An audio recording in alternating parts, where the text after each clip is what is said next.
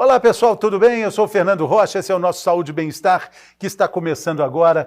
Tem muita coisa bacana, programa, claro, como sempre, eu digo sempre, mas dessa vez, hoje está muito bom. A gente vai falar sobre longevidade, a gente vai também falar sobre menopausa, maturidade. Está começando agora.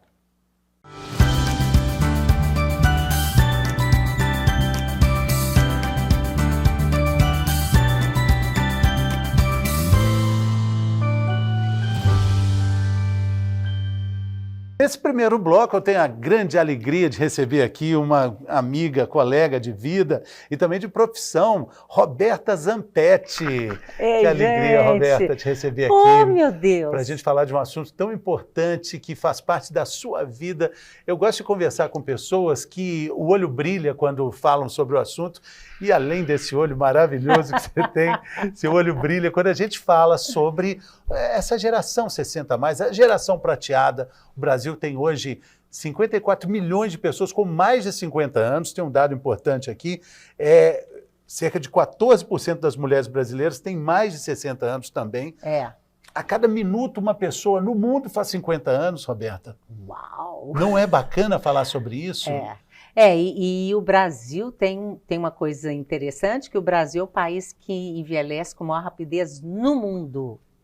Isso é um problemão, porque enquanto países da Europa envelheceram com dinheiro, né, com uma infraestrutura melhor, nós não temos quase políticas públicas que olham para os velhos. Sim. Essa eu acho o grande nó da questão. Sim, sim. Porque envelhecer é muito bom, viu, gente? Sim, agora, envelhecer é para todo mundo, mas a maturidade é uma escolha, é um trabalho, é uma travessia, né, Roberta? E depende, né, Fernando? Porque às vezes a gente fala assim, fulano não envelheceu bem, isso. Às vezes nem é culpa da pessoa, não adianta a gente cobrar, né? Mas eu acho que quem não amadurece com os anos passando, está perdendo vida, né? Tá, como diria o Sêneca, está desperdiçando vida, que ele falava o seguinte, o povo fala assim, a vida é curta, a vida é curta. Ele falava, não, a vida não é curta, a gente desperdiça a vida. Isso é muito interessante. Agora, recentemente, começou um debate muito interessante na nossa sociedade com relação à utilização de jornalistas. Você e eu somos jornalistas. Essa dispensa das pessoas mais velhas da TV Globo, isso que aconteceu recentemente. E aí uma discussão que apareceu foi essa, de que, na verdade, a gente ainda vai se acostumar até esteticamente com pessoas mais velhas na TV. E isso, independentemente da postura da Globo mandar aquelas pessoas embora. Uhum. Eu, de certa forma, abri um pouco essa porteira, porque eu saí em 2019, depois muita gente foi saindo, Tarcísio Meira saiu da TV Globo, Galvão Bueno saiu da TV Globo, mas, enfim, a discussão atual é essa. É etarismo? Qual a sua opinião, Roberto, que você também trabalhou por lá, né? Eu acho que deve ser um pacote, né? Eu acho que essas pessoas que estão lá mais tempo ganham mais também, não sei. Agora, o etarismo é muito comum, Fernanda. As pessoas não valorizam o velho, acham que a gente não é criativo mais. Que bobagem, né, gente? Porque criatividade, ela não cai do céu. Criatividade... experiência de vida conta muito, né? Acham que a gente não tem mais vitalidade. O que é isso? É vontade de viver. Nós temos velhos que não querem viver, mas temos jovens que não querem viver também. Eu sou uma velha, eu tenho 67 anos e adoro viver. Então, assim, agora, nós estamos caminhando, eu acho que vai ser meio na marra, sabe, Fernando? Porque, primeiro, o mercado prateado, você citou aí, né? Se eu não estou enganada, ano passado foram 2, 3 trilhões no Brasil de reais de consumo dessa turma que tem mais de 50 anos, né? E segundo que a sociedade, você falou e muito bem, 14% da população brasileira já tem mais de 60 anos de idade. Você vai ao teatro, vai na rua, vai ao supermercado, o que você vê de cabeça branca é uma loucura. Então a gente vai acostumar com isso. O mercado de trabalho vai ter que mudar, já está mudando, porque... Sobre isso que eu ia... Porque o que eu acho interessante no ambiente de trabalho, é intergeracionalidade, é você ter pessoas ali jovens, de meia idade, velho. O velho, ele funciona, primeiro por conta da experiência dele, né? E também como um moderador de emoções, digamos assim, né?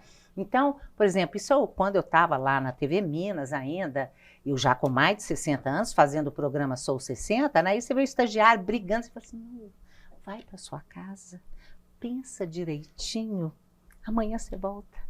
Pessoa no dia seguinte volta, feliz, leve, solta, pensou. Então, sabe? Você já sabe que esse problema vai passar, ele não, né? Justamente. Mas, Roberta, olha só, esse raciocínio, né? Quando a gente fala de diversidade, eu estava falando que a gente precisa também acostumar um pouco o nosso olhar, acostumar a nossa estética para perceber essa diversidade com relação à idade, à pluralidade das pessoas na TV, na mídia de uma forma geral, porque diversidade é a única que está incluída, a idade está incluída nessa diversidade, até na palavra. Sim. E a gente liga a TV, a gente vê essa diversidade de raça, de sexo, de postura política. Hoje a gente está vendo demais, de raça então. Exatamente, mas ainda não vê a questão da idade.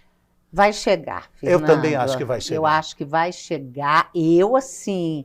Bom, eu acho que há velhos lindos. Sabe, eu deixei na pandemia, eu deixei meu cabelo ficar branco. Tem muita gente que fala assim, Roberto, você sumiu. Eu falei, sumi não, gente. Eu foi cansada de pintar cabelo quase semanalmente. Eu falei, mas nem eu quero. O envelhecimento traz essa liberdade, sabe? A velhice traz essa liberdade, assim, eu quero fazer isso, eu não quero fazer e tal. Mas, assim, eu acho que é uma questão de tempo e um tempo muito curto. Um tempo muito curto. A Miriam Goldenberg fala que a gente tem um botãozinho aqui, uma glândula, que aciona um botão que ela é ligada aos 16. Do foda-se. Qual é essa glândula? Aos 16 e depois dos 60. Você liga mesmo, olha... Antes dos 16 ela está ligada também e depois ela vai ser ligada, acionada. O Fernando, eu acho que a gente envelhece para ser livre. Você fica velho para ser livre. Porque a gente, quando é jovem, né? Lá na televisão nós trabalhamos juntos na Rede Minas, lembra? Alegria, foi ótimo. Com muita alegria. Fizemos o programa Entrevista, né, Roberta? Justamente. Eu saí, você era produtora, eu saí, depois você foi o apresentador. Nosso querido Rafael Conde, né? Justamente. Então, naquela época, era muita coisa, né? Você fazia muito para o outro, preocupado com o que o outro está achando. Isso é muita coisa da juventude e da vida adulta mais jovem, né? Depois que você vai chegando, você está preocupada com o conteúdo, o que é que tem aqui dentro, essa coisa do olho brilhando, isso é que conta. Isso é que conta. Isso é que é bonito. No fundo é isso que conta, né? Para mim, beleza é isso, é o que sai da sua boca, é gente que tem o que dizer, né? E os olhos, e a vontade, o sorriso, sabe? E isso é que faz... Fernando, cheguei à conclusão que muito mais do que fazer ginástica, ficar comendo aquelas coisas, não poder beber nada e tal, o pessoal tem que fazer isso tudo para poder viver mais, para ter uma longevidade. Eu cheguei à conclusão, para a gente viver mais, e isso depois de centenas de velhos que eu entrevistei, tá? Eu estou falando por mim e por outros também. É a gente gostar da gente, porque a autoestima é uma questão seríssima na velhice, justamente por causa do olhar do outro, por causa do preconceito, né? Gostar da gente, gostar de viver e gostar de gente. Se você tiver essas três coisas, meu filho, porque você se cuidou ou não da saúde, claro que sempre é tempo, mas tem algumas coisas, né, que não dá mais para você voltar. Mas eu acho que é isso, sabe? É esse desejo. Sim, isso envolve toda a energia da vida. Justo. A ilha de Ikigawa, no Japão, onde tem a maior concentração de centenários, aquela concentração japonesa as blue zones, né? Justo.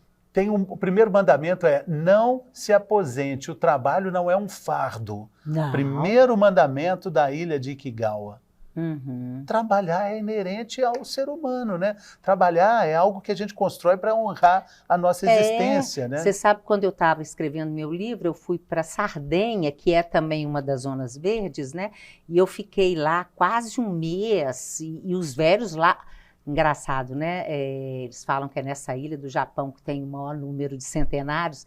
Aí você chega, eu fiquei lá na Universidade de Sassari, aí eles falam, não... É aqui. É aqui porque eles falam que no Japão, eles falam, fulano tem 115, tem 110 anos, mas não tem certidão de nascimento, essas coisas todas. Lá na Itália, como é um país muito religioso, tem certidão de nascimento, certidão de batismo, certidão de crisma, certidão de casamento. Eles têm um arquivo lá maravilhoso. E as pessoas que vivem mais, estão mais nas montanhas e tudo. Ou... elas vivem muito porque elas são valorizadas pela comunidade e estão lá. Eu entrevistei um senhor de mais de 100 anos, ele ainda faz o vinho dele. Eles fazem o vinho. E lá ainda tem a dieta mediterrânea, que é uma das melhores do mundo. No Japão não tem a dieta mediterrânea. Não tem, mas parece que a dieta do Japão também é boa, né? É. As algas lá, sei lá. Também. Parece que é boa. Também, mas é engraçado que essas blue zones, elas não são prerrogativas de paisagens maravilhosas como no Mediterrâneo, como no Japão, porque tem Porto Rico também. Tem na Califórnia também, elas são espalhadas pelo mundo, né? Mas são lugares, quer dizer, isso é a minha conclusão, tá? Modesta conclusão. São lugares que as pessoas têm um ambiente favorável. Eu estou lendo um livro que se chama A Morte da Morte. Então, eles falando o seguinte, são dois pesquisadores norte-americanos, né?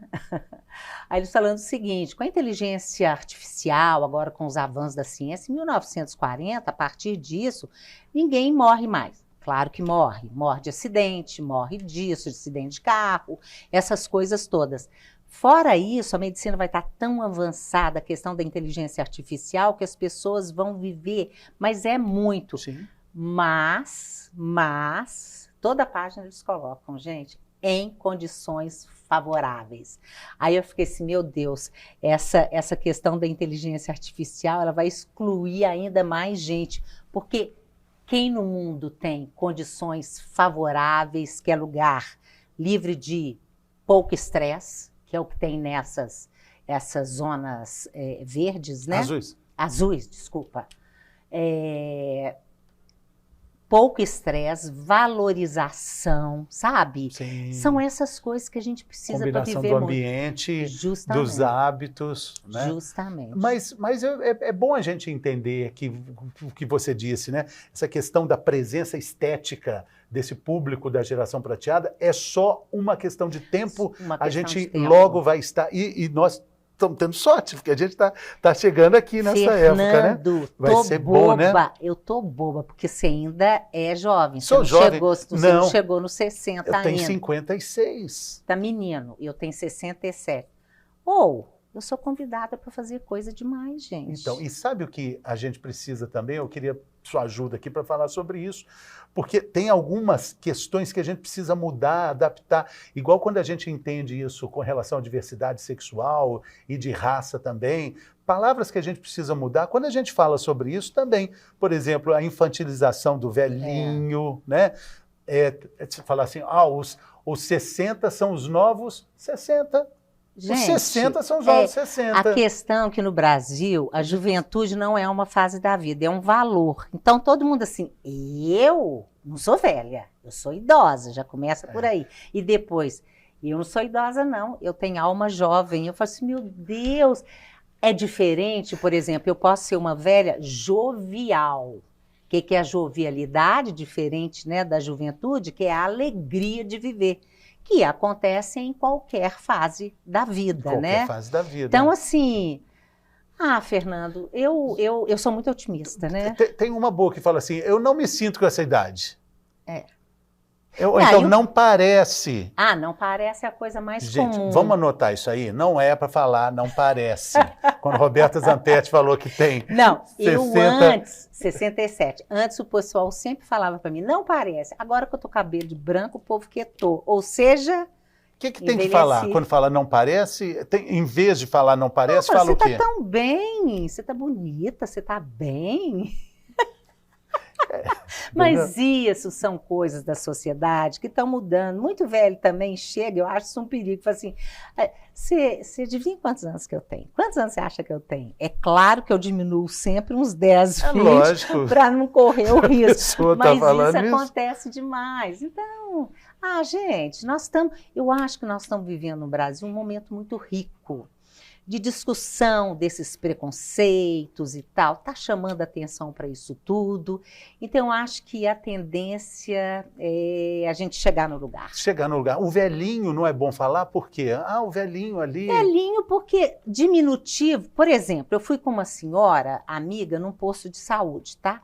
Aí chegou lá, a atendente falou assim, minha senhora, vem cá, senta nessa cadeirinha, põe esse pezinho aqui. Quer colocar sua mãozinha aqui? Ela mesma virou e falou assim, opa, que mãozinha, que pezinho, que cadeirinha, minha filha. Você viajou? Ela falou assim, desculpa. Claro que ela saiu dali pensando nisso, né? Até a própria nomenclatura, o desenho do idoso na vaga do estacionamento. Agora mudou, né? Mudou. Quer dizer, mudou, mas você vai nos lugares, ainda tá. As pessoas têm que fazer a placa nova. Porque não tem cabimento. 60 anos, você tá lá com uma bengalinha. Curvadinho, assim. Mas a sociedade foi mudando ao longo do tempo. Outro dia a gente comentou aqui uma reportagem antiga, assim, velhinha de 40 anos atropelada pelo bonde. Isso há muito tempo, eu até postei na minha rede social, deve ter, sei lá, uns 2 anos, eu vi isso. Isso era década de... Não sei se era década de 20 ou de 30. Ou talvez até 40. As balzaquianas, né, do livro As Ilusões Perdidas, de Balzac, as balzaquianas eram mulheres de 30 anos. Tem um livro, Tia Júlia e o Escrevinhador, Mário Vargas Llosa. Tia Júlia e o Escrevinhador. Na verdade, o Escrevinhador era o próprio Mário, uma coisa autobiográfica. E ele se apaixona pela Tia Júlia, que era uma mulher muito mais velha que ele, que tinha 32 anos. Olha, mas o Fernando, década de 40, a expectativa de vida no Brasil era 40, 45 anos, Fernando. Então, olha para você ver como é que deu um salto, né? Nós ganhamos 30, 40 anos de vida em 50 anos. 50 anos. 60, 70, né? Sim, por aí. por aí. Ganhamos muito e vamos ganhar mais. Dizem que a pessoa que vai viver 150 anos já está na Terra. Pode ser eu ou você, ou nós dois juntos. Não, eu não, porque eu nasci na década de 50. Não, mas já está aqui, já estou atrapalhada, meu filho. Mas quem sabe meus netos, sim. Sim. Quando eles falam isso, é quando é a criança que nasceu na década de 70. Mas eu gosto de imaginar que talvez eu possa viver 150 anos, Roberta. Você está com pinta de viver muito, viu, Fernanda? Ô, Roberta, agora é muito bacana quando a gente fala sobre o respeito, o trabalho também com os mais velhos, com a maturidade, né? A gente falar da qualidade de vida, que vão viver mais, mas precisamos viver com qualidade de vida. Te acompanho nas redes sociais, você tem falado muito sobre essas instituições de longa permanência. Bom, é algo que a Europa, os Estados Unidos, eles lidam com mais seriedade, sobriedade com esse assunto. Para a gente fica parecendo que eu estou falando em instituição de longa permanência, assim, na linguagem seria a clínica de repouso? Residencial. Residencial. ILPI, que é instituição de longa permanência. Sim. Essa coisa de clínica de repouso, pô, vai lá repousar, não. A não ser que esteja mal. Que esteja no finalmente, né? Porque a vida tem um princípio, tem um meio, tem fim, não tem jeito, né, gente? Mas na Europa isso é uma questão, porque pra gente, na nossa cultura brasileira, fica parecendo que é um desprezo com o... Fernando, não é nem a cultura brasileira, eu acho que é a latina. Latina. A gente tem essa coisa, minha mãe, meu pai, de jeito nenhum que eu coloco. Ocorre que historicamente, né, as famílias eram grandes. E eu sou de uma família de 13 filhos. Então, meu pai e minha mãe, mas todos os dois morreram, ficaram doentes muito pouco tempo, mas a gente estava ali do lado, todo mundo, né, e tal. Hoje em dia, as famílias são muito curtas. Eu tenho um filho. E antes também, quem cuidava? As mulheres. Tinha nas famílias uma expressão que eu detesto, mas que eu vou falar, que o povo falava, uma solteirona que ficava ali, cuidava da mãe, cuidava do pai. Não tem mais essas pessoas, Fernando. Todo mundo saiu para trabalhar, a não ser o pessoal mais antigo, que tem 90, 100 anos, né? Mas assim, hoje a galera, né, de 60, 70, tá todo mundo trabalhando e as famílias muito curtas. Então, as pessoas não levam, mas deixam em casa.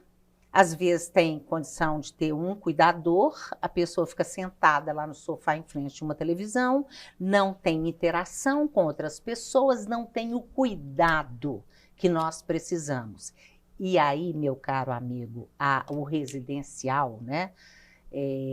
A casa, o lar de idosos, eu gosto de dizer assim também, eu acho que é uma boa, porque convive com outras pessoas ali, e ali tem tudo, né, geralmente, tem atividade física, tem atividade cognitiva, tem a comida apropriada, sabe? Então, assim, tá tudo num canto só. Exatamente. Essa é uma discussão que a gente tem que ter sempre, né, porque a gente não pode colocar afeto nessa decisão, né? Mas o afeto, às vezes, está na decisão. Na decisão de colocar. Então, assim, talvez seria, não é desafeto, não é desamor. De jeito nenhum mesmo, porque hoje essas casas elas são abertas. Antigamente o povo não entrava, não saía. Hoje é tudo aberto. Você vai lá visitar 1, 2, 3, 4 vezes por dia, à vontade. O que você não pode é abandonar. Mas olha, eu vejo muito velho abandonado em casa, infelizmente.